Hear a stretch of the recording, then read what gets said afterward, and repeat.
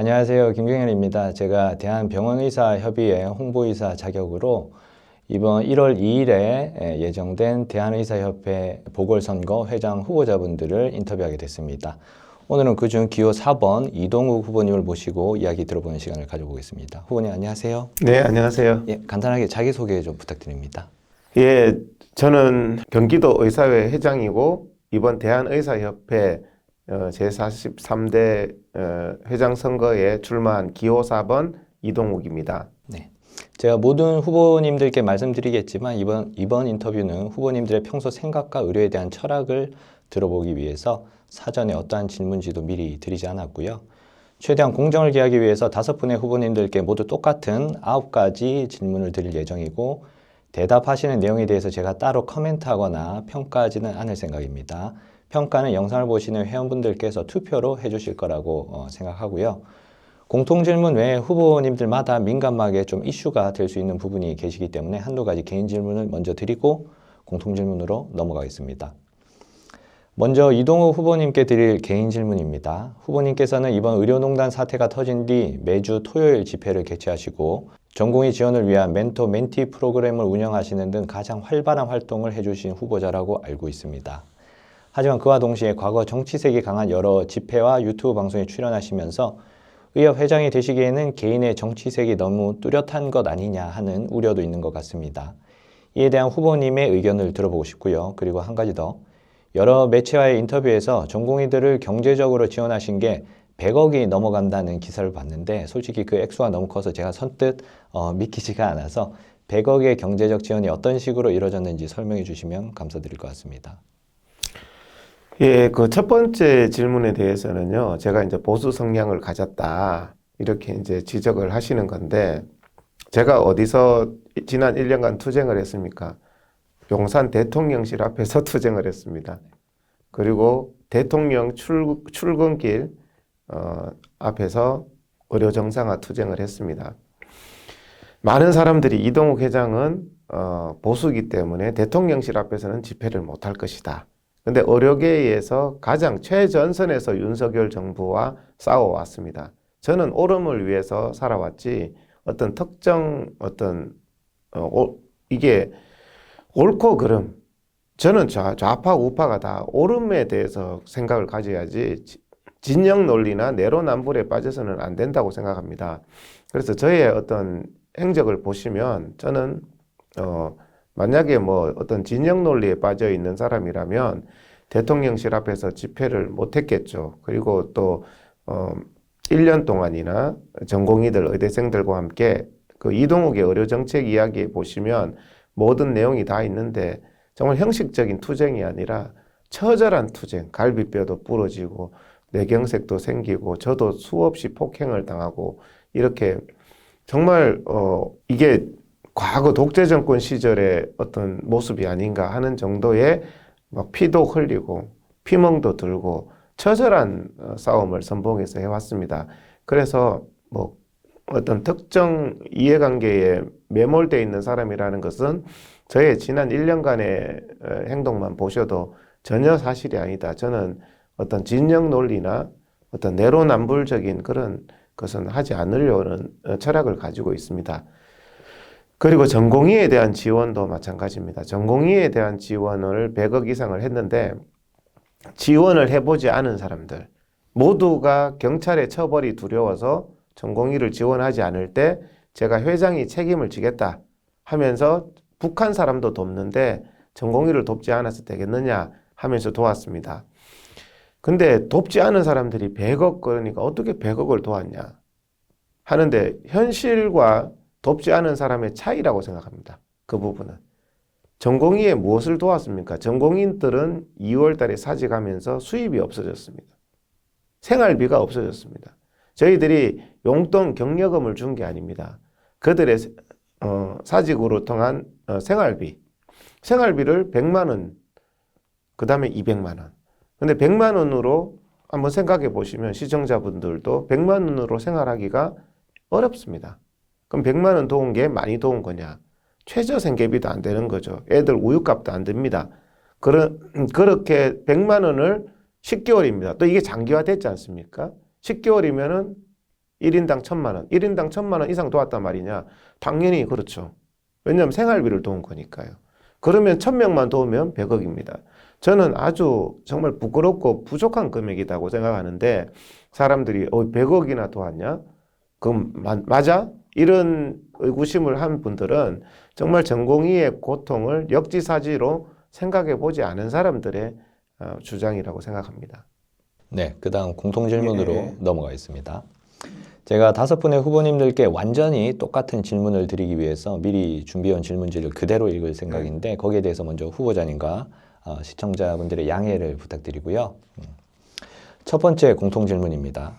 의사사회는 좀 정형화된 코스라는 게 있어서 어떤 직역에서 일하고 있다는 걸 알면 그 사람의 현재 상황이나 성향 등을 어느 정도는 예측할 수 있는데 그렇기 때문에 후보님들께서 과거 의과대학 졸업 후 이때까지 거쳐오신 직역과 경력을 들어보는 게 회원분들의 선택에 상당한 도움이 될 거라고 생각합니다.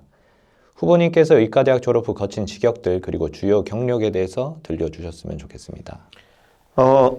뭐 직역은 저는 뭐 다양하게 다 겪었다고 생각합니다. 뭐 인턴 레지던트를 겪었고요. 그 다음에 이제 제가 부인 종양학 교수를 했습니다.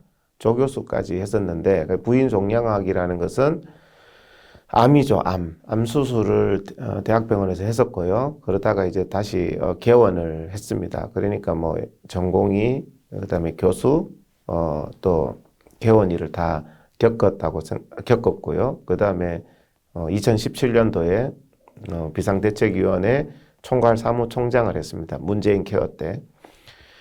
그때 이제 대한의사협회의 투쟁과 협상을 한번 조율해 본 적도 있고, 그 다음에 이제 뭐 다 아시다시피 제가 경기도 의사회 회장을 하고 있습니다.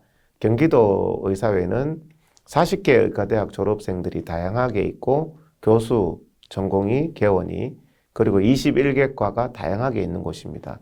제가 수도권 경기도 의사회 회장을 하면서 더 많은 여러 가지 과들을 조율하고, 요즘에 보면 의료계도 과별 이해관계도 대립이 되고 직역별 이해관계도 대립이 되는데 저는 수도권 회장의 재선 경험을 통해서 충분히 여러 가지 과별 이해관계, 직역별 이해관계를 갈등이 생기지 않도록 잘 조율해온 저는 회무 능력이 검증된 후보다 이렇게 말씀드릴 수 있겠습니다. 네, 그럼 두 번째 질문으로 넘어가겠습니다. 이번 의료대란은 올해 초 갑작스러운 의대 정원 2,000명 증원으로 시작이 됐는데 현재 수능이 끝났고 몇몇 대학들은 수시 합격자를 발표하고 있습니다.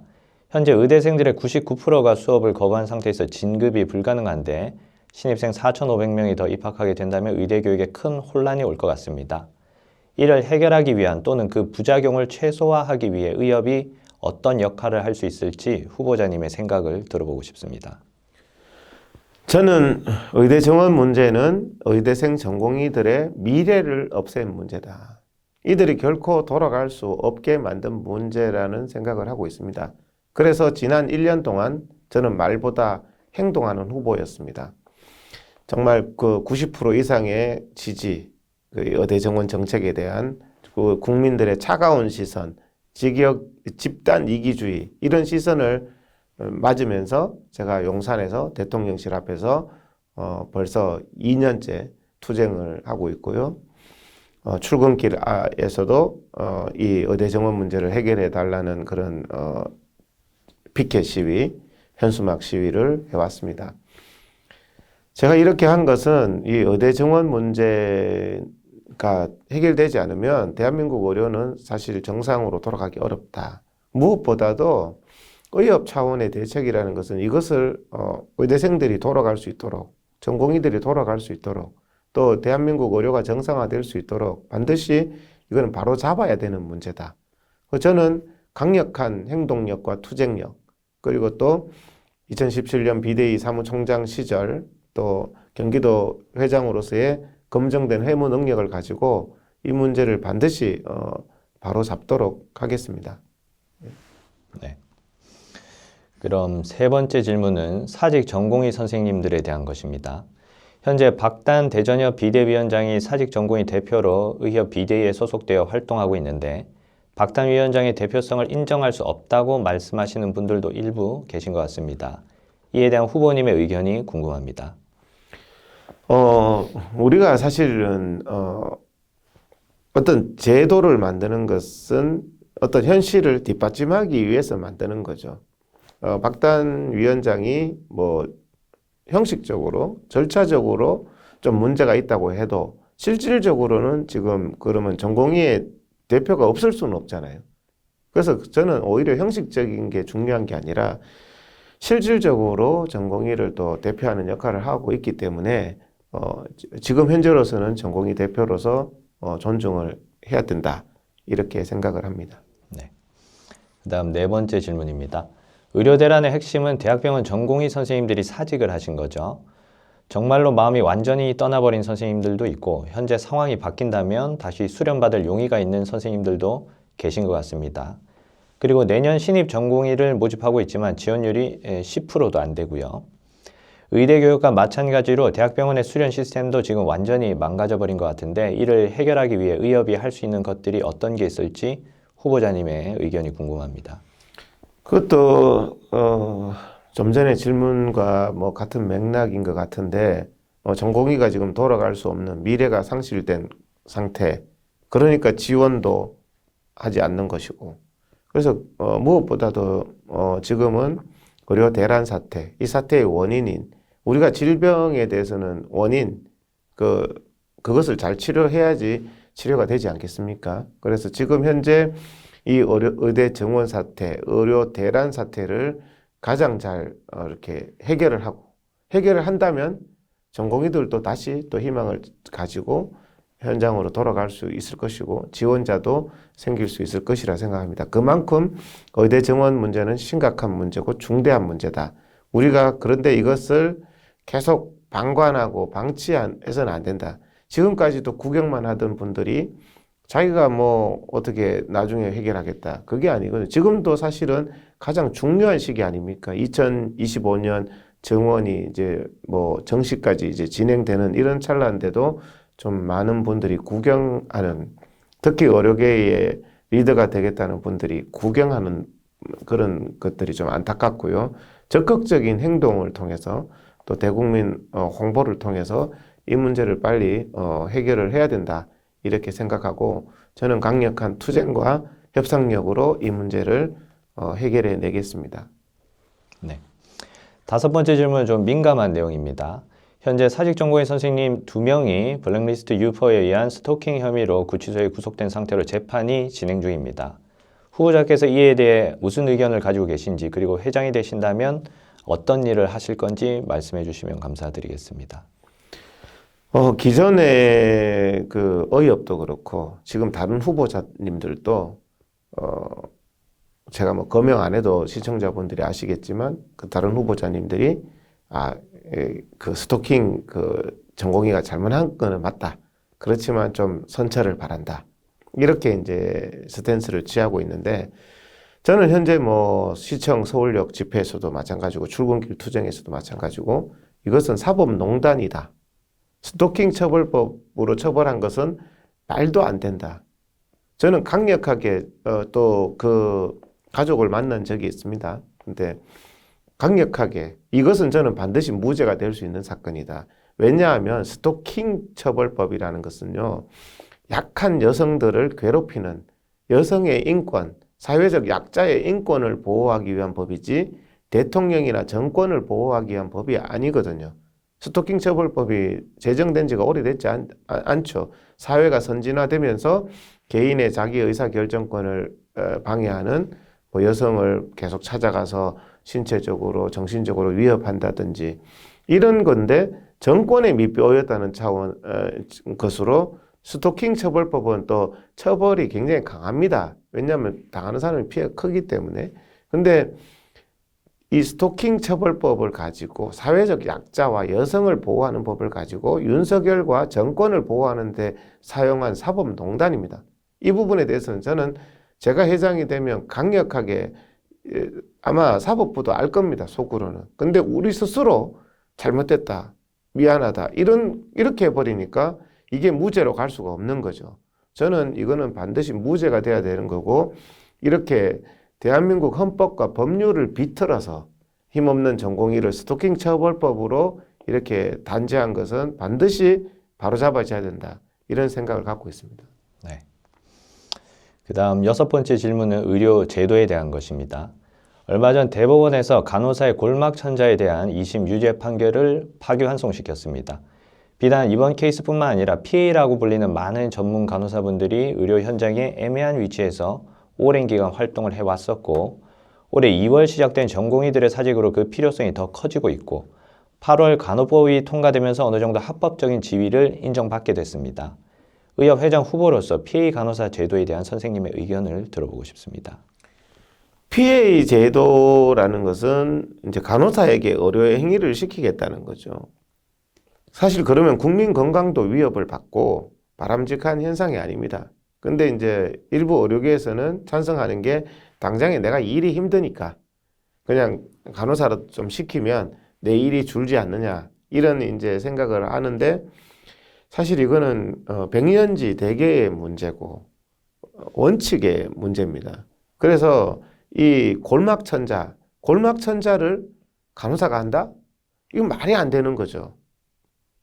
그래서 그런 부분들에 대해서 우리 의사분들도 잘못하다 보면은 의사들의 본연의 어떤 역할, 이런 부분들의 근간이, 의료법의 근간이 흔들리는 부분이기 때문에 저는 의료계가 단호한 입장을 가져야 된다. 업무가 많은 부분들, 교수님이나 전공의가 많은 부분들은 좀 소위 말하는 자비를 같은 거 있잖아요. 뭐 병원 내에서도 그런 것들을 과감하게 일반 직원들을 많이 고용해서 좀 자비를 전혀 안 하도록 해야지. 의사가 하는 의료 행위를 넘기는 것은 저는 주객이 전도된 일이 아닌가 이렇게 생각합니다. 그다음 7번째 질문입니다. 올 초 정부에서 의대 증원과 함께 필수 의료 4대 패키지를 발표했습니다. 4대 패키지의 핵심은 현행 해외열 수가제를 대체할 수 있는 가치 기반 지불 제도를 기관 단위로 도입하고 급여와 비급여의 혼합 진료를 금지하는 것이었습니다. 얼마 전 박민수 차관이 현재 어려움이 있지만 의료개혁을 차질 없이 진행시킬 거라고 인터뷰를 했었는데 정부가 추진하고 있는 필수 의료 4대 패키지에 대한 후보님의 생각을 들어보고 싶습니다. 의료개혁을 진행하겠다. 아직도 정신을 못 차리고 있는데 제가 대통령실 앞에서 집회를 하면서 국민들한테 프레임을 바꾼 게 의료농단이다. 의료개혁이라고 말해버리면 우리는 저항하는 세력 아니겠습니까? 자, 혼합진료 금지가 의료개혁입니까? 그 피해가 누구한테 돌아갑니까? 국민한테 돌아가는 겁니다. 왔는데 뭐 다른 어떤 진료를 하는데 보험이 안 된다. 그럼 다음 날 와라? 아니면 그 진료는 안 해준다? 그 자체가 얼핏 보면은 어느 국민한테 도움이 됩니까? 그래서 국민들은 최고의 치료를 받고 싶어 하는데 최고의 치료, 최상의 치료를 저해하는 게 혼합진료 금지, 필수 의료 패키지 이런 부분들이라고 생각하는데 의료계도 두려워하지 말고 국민들에게 그 진상을 정확하게 설명만 하면 의료 대란 문제도 지금 국민 여론이 많이 바뀌었습니다. 왜냐하면 국민들도 그 정도로 이해할 능력은 됩니다. 대한민국이 그래도 외제차 타고 또 어느 정도 수준 되는 사람들이 많잖아요. 그런 분들한테 야, 돈이 중요한 게 아니라 자기 신체가 더 중요한 분들이 많단 말입니다. 그런 분들한테 많은 부분들의 선택권을 제한을 하고 자기 몸에 대한 최고의 치료를 받을 수 있는 것을 사회주의로 제약하는 것은 결코 바람직한 정책이 아니다. 저는 의료계가 국민들하고 소통만 한다면 충분히 막을 수 있다. 이렇게 생각합니다. 그다음 8번째 질문입니다. 앞선 질문과 약간 겹치는데 현재 건강보험 제정이 4년 뒤에 고갈될 것으로 예상되고 있고 의사들뿐만 아니라 정책 당국자 그리고 일반 국민들 사이에서도 현재 의료보험 제도가 지속 가능하지 않다는 컨센서스가 어느 정도는 형성되고 있는 것 같습니다. 세계적으로 의료제도를 봤을 때 공공의료와 민간의료의 비율 그리고 보험제도의 다양성과 포괄성 또는 보장 정도에 따라서 여러 가지 형태의 의료제도가 존재하고 있는데 후보님이 보시기에 현재 우리나라 의료제도가 지속 가능한지 그리고 그게 아니라면 대한민국의 미래를 위해 어떤 형태의 의료제도를 도입해야 할지 후보자님의 의견을 들어보고 싶습니다. 저는 지속이 가능하지 않다고 생각합니다. 그 근거는 지금 인구가 점점 줄고 있죠. 출산율이 100만 명 태어나다가 20만 명 태어납니다. 점점 우리 미래 세대는 줄어들고 있는데 노인 인구는 늘어납니다. 그러면 앞으로 우리 후손들, 앞으로 10대, 20대, 30대, 우리가 노인이 됐을 때 그 사람들한테 모든 짐을 다 짊어지우게 됩니다. 지금 베이비붐 시대에 태어났던 50대, 60대들이 노인이 되고 지금 그 인구 20만, 30만 태어난 사람들이 젊은 층이 돼서 100만의 출생 시대에 노인들의 어떤 의료비를 다 부담하라? 이게 사실은 불가능한 겁니다.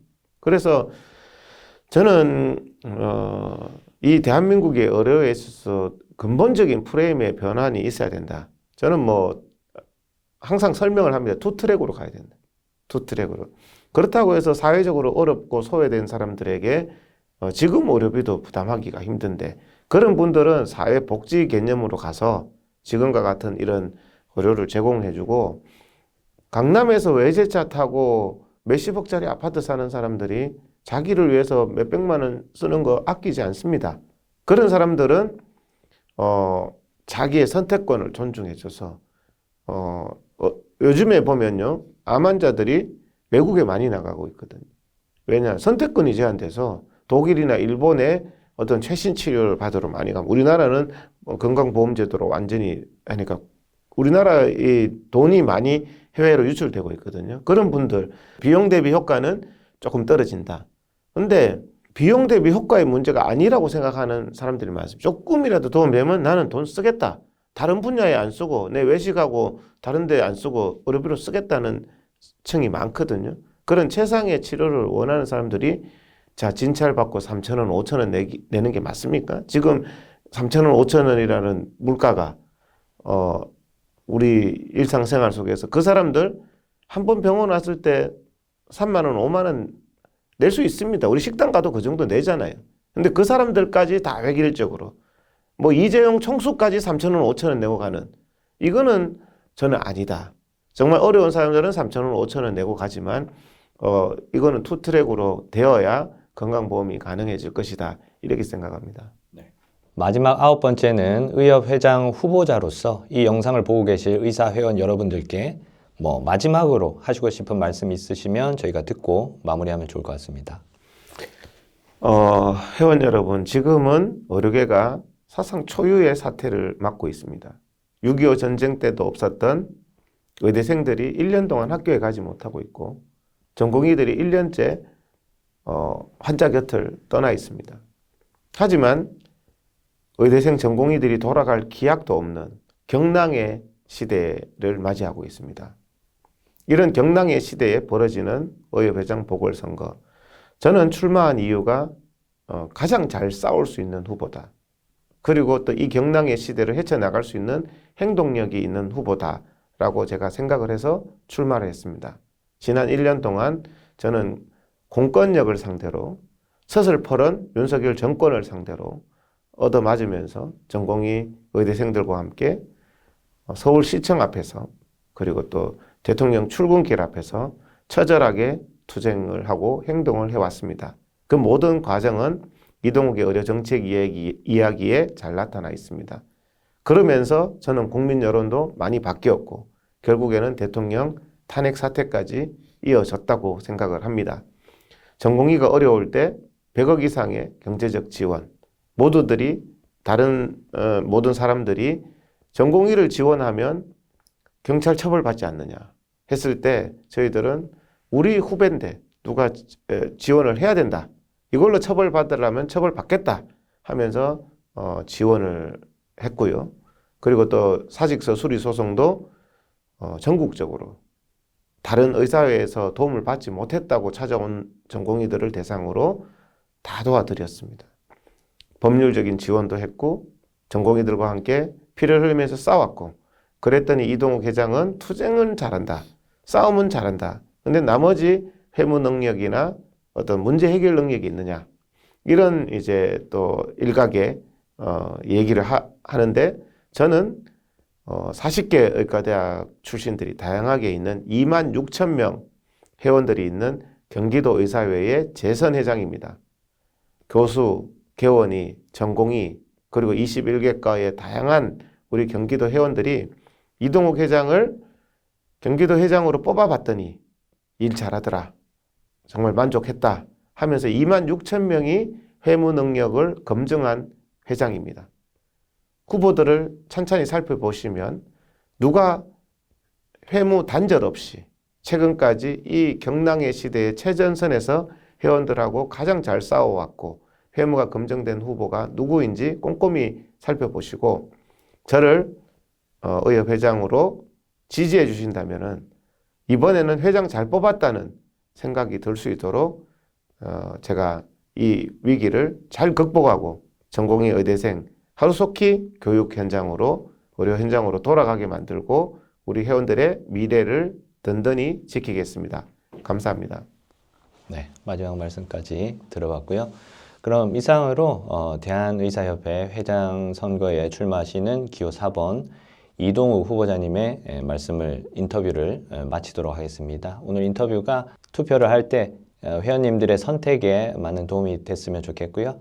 후보님께서도 오늘 긴 시간 인터뷰해 주셔서 감사드립니다. 네, 감사합니다. 감사합니다. 네. 네.